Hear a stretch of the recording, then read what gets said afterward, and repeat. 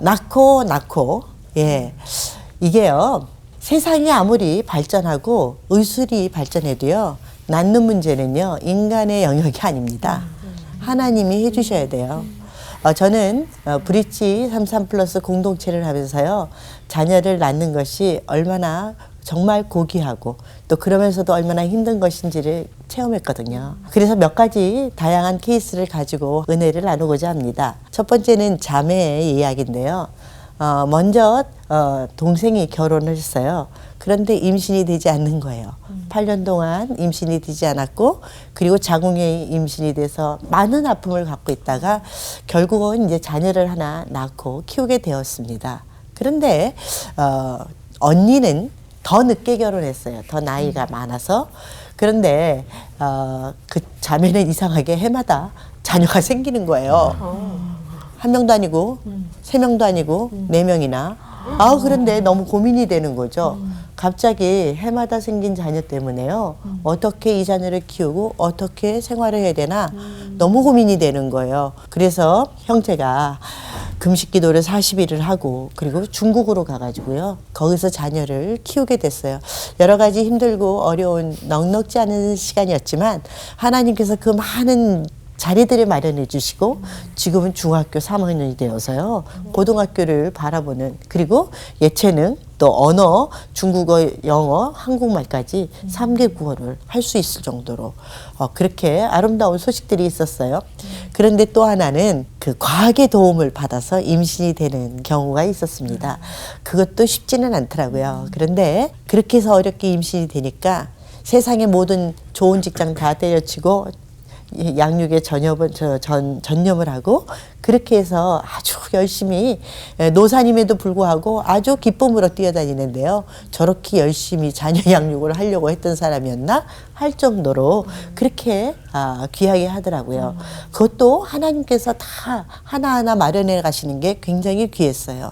마지막에는 입양을 한 케이스인데요. 결혼해서 그냥 자녀가 생기지 않았는데 그냥 세상의 재미도 누리고 또 남편하고 여행도 다니면서 별 걱정 없이 지낸 거예요. 근데 나이가 점점 들어가니까 자녀가 좀 있어야 되지 않나 그런 고민이 생겼고 입양을 했습니다. 그 입양을 할 때도 참 쉽지 않았어요. 여러 가지 심사 과정이 입양을 할 수 있다 없다 때문에 너무나 많은 눈물을 흘렸는데 결국에는 입양이 되었고요. 지금은 저희 교회에서 집사님들 손 잡으면서 아침부터 와서 두부에다가 이유식 먹고 엄마 따라 새벽 예배 오고 영화부 예배까지 드리는 열성적인 성도가 되었습니다. 낳고라는 문제는요 참 쉽지 않아요. 하나님께서 주셔야 되는 축복입니다. 생명의 모든 주관자 되시는 주님께서 그것을 허락하여야 그 모든 것들이 이루어지는 것이죠. 네, 그래서 이 낳는 문제는 지금 부부 7쌍 중에서요 한 명이 난임 문제로 고민하고 있대요. 그래서 이거는 연령의 고하를 떠나서요 정말 하나님 앞에 엎드려야 되고 주신 자녀에 대해서 감사함으로 기도하고 그렇게 귀하게 생각해야 될 것 같습니다. 두 번째는 내가 잘 키울 수 있을까의 문제입니다. 제가 청소년 사역을 하면서 조금 한 사례가 있었어요. 무기력증에 빠진 청소년을 함께 기도하면서 치유했던 건데요. 이 엄마가 상처가 있었어요. 아들만 위하는 엄마 때문에 그 아들 다 공부시키지만 자기는 딸이라는 이유로 공부를 중간에 중퇴했어야 되는 거예요. 일을 가는 거죠. 내가 결혼해서 자녀를 낳으면 내가 걔 하고 싶은 거 다 시켜준다. 이제 이러고 결혼해서 또 아들을 낳았습니다. 근데 그 아들에 대한 집착은 계속 이어지는 것이죠. 그리고 그 아들이 해달라는 걸 다 해주는 거예요. 정말 굳은 일까지 다 해가면서 아들이 원하는 걸 다 해주는데 처음엔 잘 따라하다가 그 아들이 갑자기 과부하가 걸린 게 느껴지는 거예요. 그러면서 어느 순간 무기력증에 빠지면서요. 어떤 것도 하지 않는 것입니다. 그래서 오게 됐죠. 이런 가정의 아픔이 자녀의 양육에 영향을 줘서 참 여러 가지로 부정적인 일들이 생깁니다. 그런 것들 때문에 우리가 자녀 잘 키울 수 있을까 하는 걱정을 할 거예요. 근데요. 아브라함이 이삭을 낳고 이삭이 야곱을 낳고 이 낳고의 그 과정이에요. 참 많은 스토리가 있습니다. 아브라함이 이삭만 낳은 게 아니라 이스마일도 낳았잖아요. 네, 또 에서와 야곱의 편애 때문에 야곱이 도망가고 거기서 12명의 예, 자녀를 낳는 그 과정들이 막장 드라마도 그런 막장 드라마는 없습니다. 그런데 그런 과정에서도요. 예수님이 끝에 나오신 거예요. 어려움이 있고 이그러지고 왜곡된 가정의 모습이지만 하나님의 구속사가 이어졌다는 것을 우리는 볼 수 있습니다. 하나님은 가정을 통해서 자녀를 통해서요. 하나님의 뜻은 지금도 그 구원의 역사가 이루어지고 있죠. 제가 지난번에 하나님의 꿈은 수직 선교라고 말씀드렸는데 이번에 하나님의 꿈은요. 천국에 대한 것입니다. 가정에서 천국을 경험해야 이 자녀가요. 나도 천국 갈 수 있겠구나 하고 천국을 소망할 수 있게 돼요. 또 가정에서 천국을 경험해야 나도 천국 같은 가정을 이룰 수 있겠구나 그런 소망을 하게 됩니다. 자녀 낳아야 되는가? 이거는요. 하나님이 모든 것들을 주관하심을 믿고 시작하신 분도 하나님이시면 이끌어 가시고 온전케 하시고 우리 가정을 자녀를 통해서 영광 받으실 분도 하나님이시라는 걸 믿고 그렇게 키워나간다면 하나님의 구속의 역사는 우리 모두를 통해서 지금도 앞으로도 계속 이어질 줄 믿습니다. 자녀 꼭 낳으십시오. 사랑의 하나님, 우리 안에 자녀로 인해서 이루어지는 많은 축복을 누리고 나눌 수 있는 우리 모두가 되게 하여 주시옵소서. 예수님의 이름으로 기도드렸습니다. 아멘.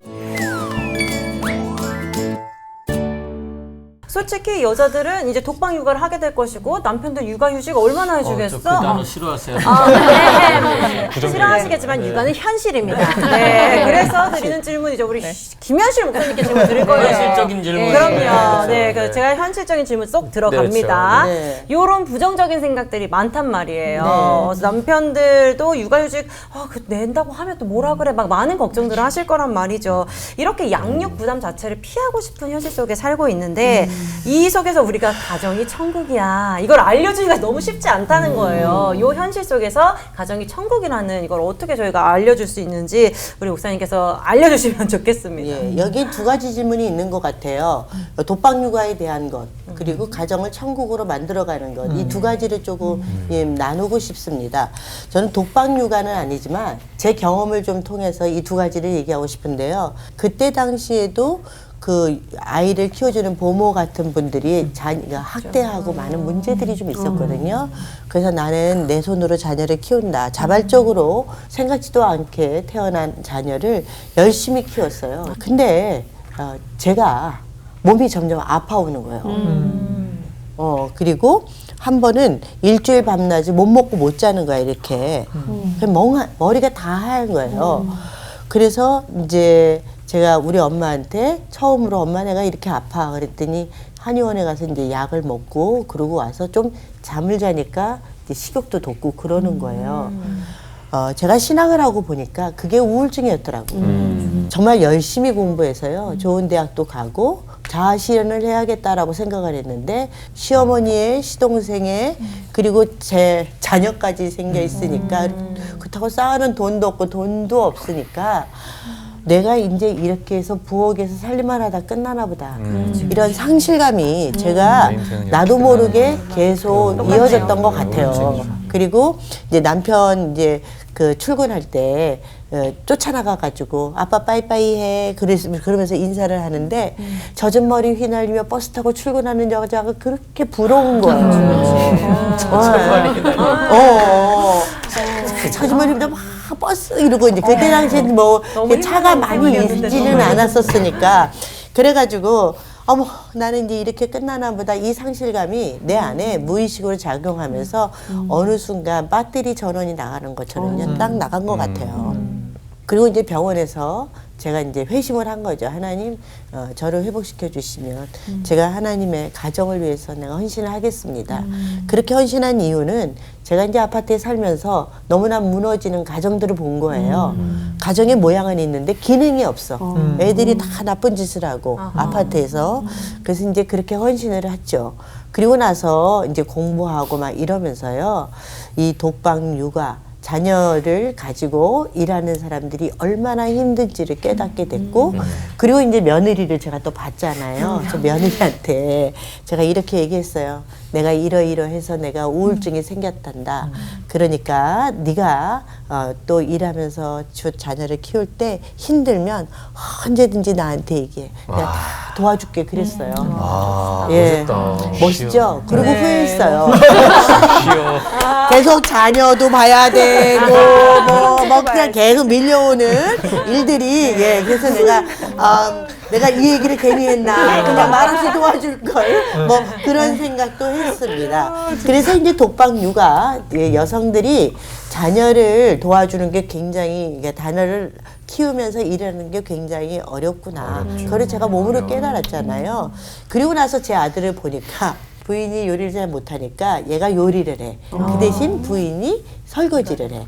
그러면서 둘이서 이렇게 살림을 하는데 서로 협업을 하는 걸 보면서 아 얘네들은 참 지혜롭게 잘 하는구나. 좀 그 생각을 했습니다. 그래서 이제 그 육아는 서로 부부간의 협조가 돼야 된다. 두 번째는 이제 가정 천국에 대한 것입니다. 천국은 어떤 때가 천국을 경험하냐면 마음을 읽어주면 천국을 경험하잖아요. 저는 제가 실수를 했던 게 있었던 게 자녀를 바른 대로 끌고 가고 이런 것들을 해내야 되고 가르치려고 했었는데 손주를 보니까 반응해 주니까 기뻐하더라고요.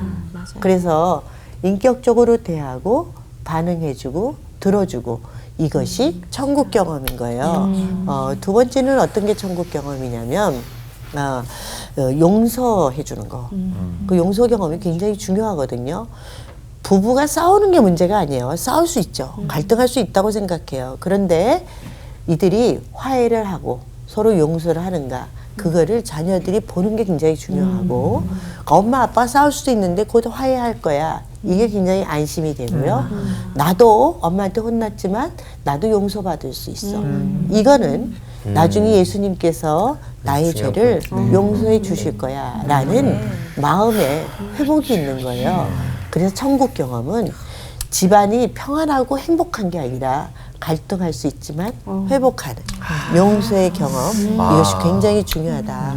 그런 마음이 들었습니다. 이번에는 지유 생각을 좀 들어보고 싶어요. 우리 집이 정말 언제 천국같이 느껴졌는지 엄마 아빠랑 언제 싸우고 화해를 했어? 이거 방송 아니다. 이렇게 얘기해야 돼. 네, 저는 우리 가족 모두가 아무 탈 없이 한 곳에 모여서 그냥 하하호 이렇게 웃는 그런 분위기가 느껴질 때가 가장 천국 같다고 생각을 해요.